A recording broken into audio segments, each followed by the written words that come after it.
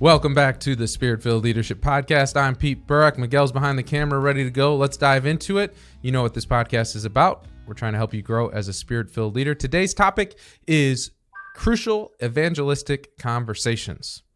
So there was a book that came out several years ago called Crucial Conversations that I read and I had the whole team read because it was brilliant. It was identifying this very common occurrence where three things are present in a conversation. The stakes are high, there's disagreement, and there's high emotion. So what does that mean? The conversation matters. You're talking about something of importance.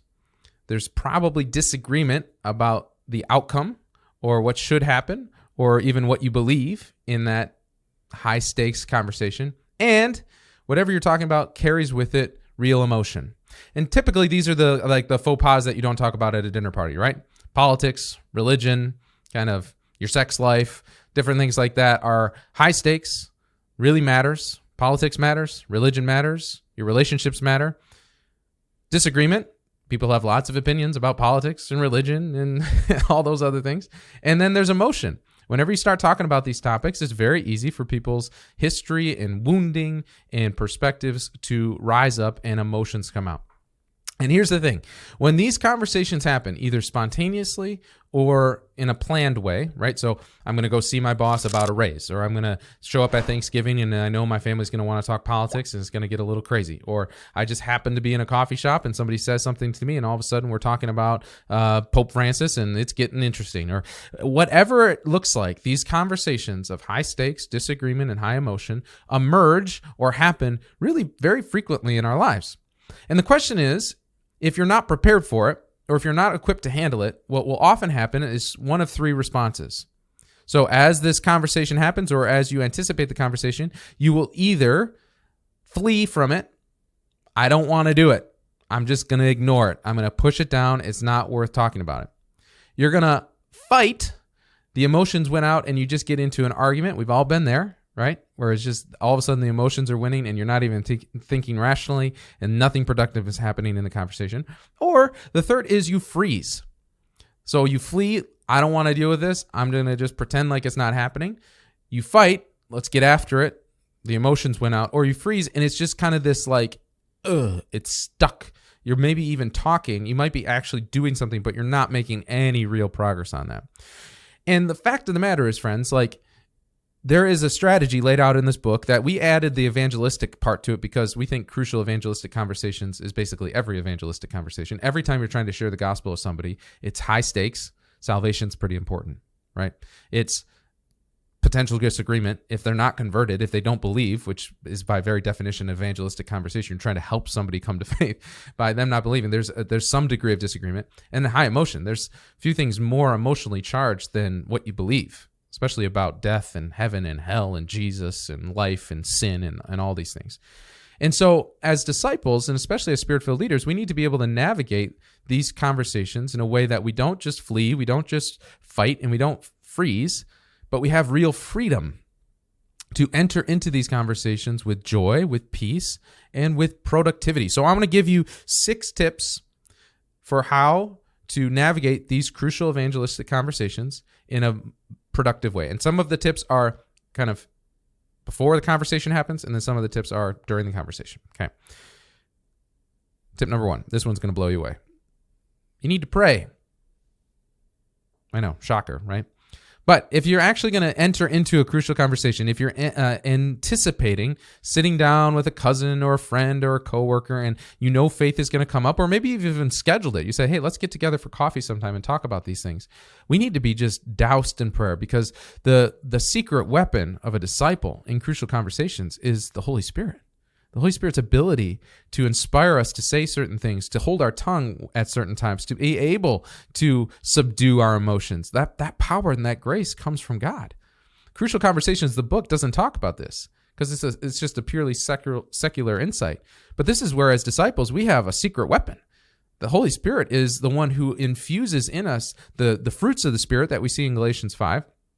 That allow us to enter into these conversations with wisdom, to navigate these conversations with wisdom, and to make sure that love wins. Because at the end of the day, a crucial evangelistic conversation is all about love. It's about the love that you have for this person. It's about the love that Jesus has for this person. And it's about the love that you want this person to receive and experience, both from you and then more importantly from him. And God forbid anything that we would say or do or emote at them would be a barrier to encountering Jesus' love. And so instead of living in fear of us doing that, we just need to live in surrender so that the Holy Spirit actually prepares us, empowers us, sustains us, and directs us in these conversations. Man, that was pretty good. Nail that one. That's a reel right there. Okay, tip number 2.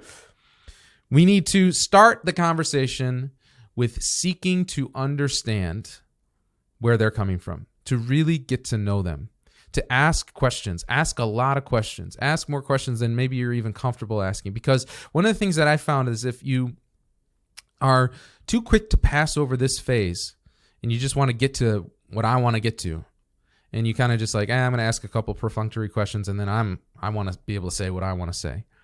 Very often what you will say will be in response to not really the thing that's going on in their heart. In other words, a lot of times people will say things, they'll even do things, they'll respond in certain ways because they're testing. They're holding you at arm's length. They're saying, okay, I'm going to say this and I want to see how they respond. I'm going to say this and see if like what comes of it. Because there's a deeper wound that they're not willing to trust you with yet. There's a deeper ache, there's a deeper question that they're like, I'm not sure they're ready to handle it. So what I recommend is no matter what they say when you ask questions about faith or any of this stuff, is you do the lean back, smile, and ask. You lean back? You smile? Man, I haven't heard that one in a while. Can you help me understand why you came to that conclusion? So they say something like, well, the church hates this group of people, or the church is anti-women or something. And it's like, okay, why do you think that? Tell me why you think that. And then whatever they say, you just keep asking questions, because eventually even the most narcissistic person is going to be like, okay, enough about what I think. What do you really think? And then I recommend you ask one more question. It's a little weird and it's a little strange, but it works really well.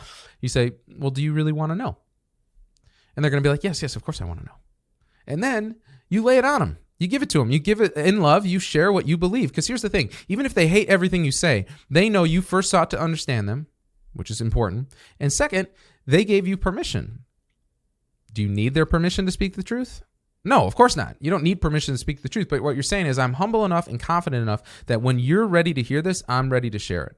And what that will do is it'll leave the door open for future conversations. So tip number 1 is pray. Tip number 2 is ask questions, seeking to understand, and then kind of reflecting back to them what you're hearing. So when they answer something, say, okay, I think I'm hearing you say this. Is this true? Is this what I'm hearing you say? Okay.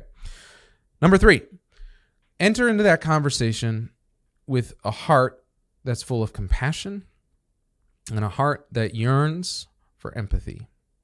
Compassion being another kind of fancy word for love, but another way to understand it is to kind of suffer with. To say, wherever you are, that's where I'm going to meet you, and I'm going to love you there.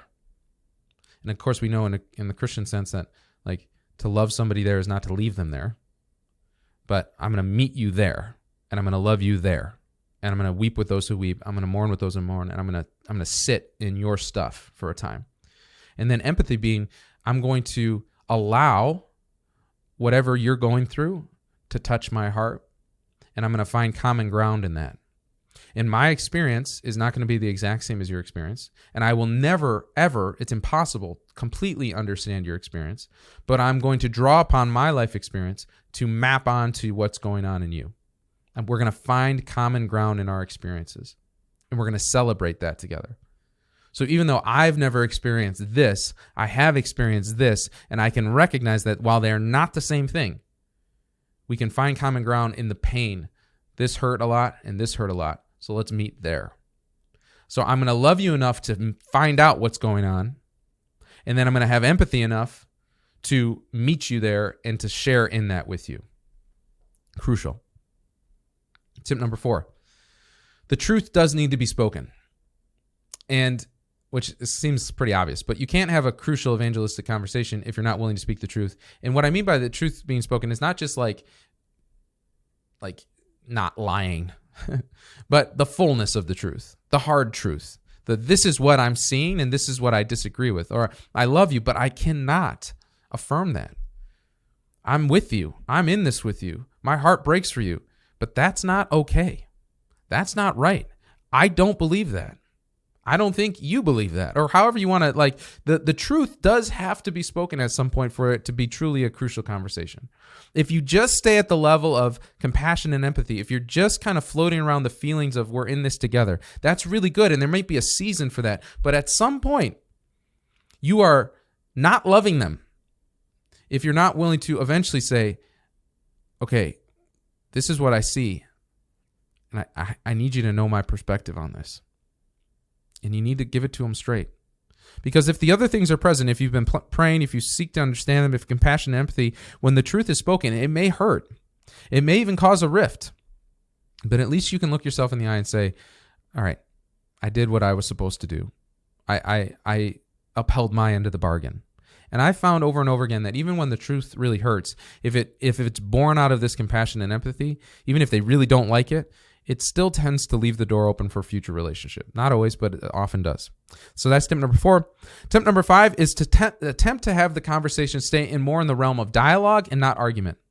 What do I mean by that? Argument is where I'm trying to win. I'm trying to convince you of something. Dialogue is more where we are coming together to build something together. Dialogue is a flowing exchange of ideas. And you can dialogue without affirming and agreeing. You can come up with okay, I don't agree with 90% of what you just said, but 10% of it I do, so let's build on that. And you're finding the common ground, the building blocks to build off of. When somebody says something to me that I clearly don't believe in, I'm looking for what do I believe in though?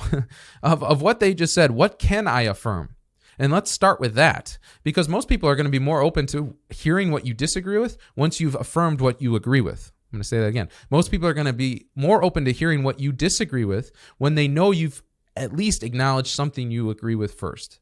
So keep it in the realm of dialogue. Try to avoid debate or try to avoid argument. And then finally, tip number 6 is a crucial evangelistic conversation should always end with some sort of next step, some sort of practical, let's talk about this again, or some sort of invitation to something more. Like, you don't want the conversation to just kind of end, and then there's nothing. Most crucial conversations, if it's high stakes, disagreement, and high emotion, is going to require more than just that one conversation. There's going to need to be some follow-up. You're going to say, hey, I'm going to send you an email with, this is my understanding of what we came up with. Or, hey, this was really good. Could we do this again? Or, this was awesome. Let's go play basketball together or something, and you're just going to build the relationship from there. The crucial conversation happened, but now the relationship needs to be built until the next crucial conversation. This idea, though, is that a crucial conversation should not happen in isolation. It should not just be this, it happens once, and then there's nothing around it. There should be a lead-in, there should be a happening, and then there should be some sort of practical next step. Most crucial conversations are not going to be with strangers. They're going to be with people you know, people you're working with, people you love, maybe people you don't love yet, or you're learning to love. And so, given that, there needs to be some sense that it's going to lead to the next thing. Okay, pray, seek to understand, compassion and empathy, speak the truth, stay in dialogue, and identify the next step. Crucial conversations are all over the gospel. When you're looking for them, this is basically what Jesus did constantly. Enter into high-stakes, disagreement, emotional situations, and bring truth, bring life, bring empathy, bring joy, and bring love, and lead people to the next step. This has been the Spirit-Filled Leadership Podcast. I'm Pete Burak. That's Miguel behind the camera. If you've liked this, share it, rate it, send it. We love you. We're so glad we're doing this. We'll see you in a couple weeks. God bless. Come, take my hand. We'll dance on graves, raise the dead.